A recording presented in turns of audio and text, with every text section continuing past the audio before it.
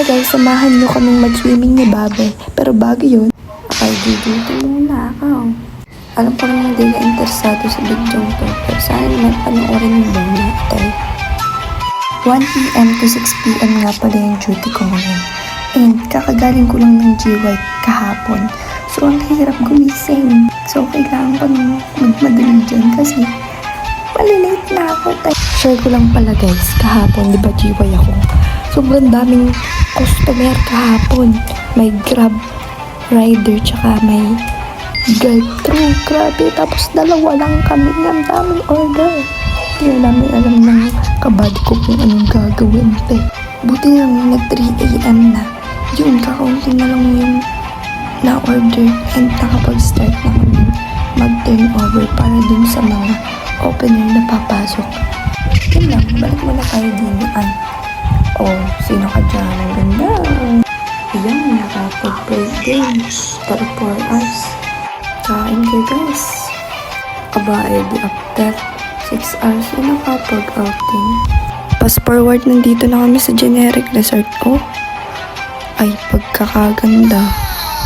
Oh, ayan ang mga cottage. Tingnan ninyo. Oh, wala, diyan ang amin. Mamaya ko na ipapakita ang cottage namin. Ari muna, ako muna magagala din eh. Tingnan ninyo ang pagkakaganda ng resort na rin. Kaso nga lang, ang daming bawal. Bawal magluto.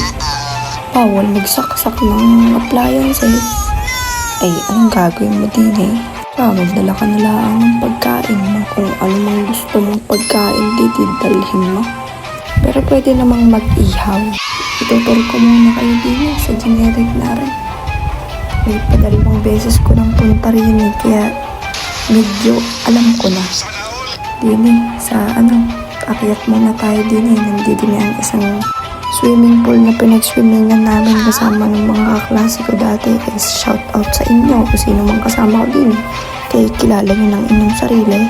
Samahan nyo kung tingnan kung pwede ka din mag-swimming sa dati namin pinag-swimmingan. Oh, ayan. Pinag-swimmingan namin dati. Nandito yan. Nag-drop only lang daw pala po. So, private pala siya. Hindi tayo nakapag-swimming doon sa private na yun. Siya din muna tayo sa playground ko. Nagtubang-tuba. Healing his inner child malala. Dito naman daw kami sa seasong aribay. Aring seasong aribay pang 3 years.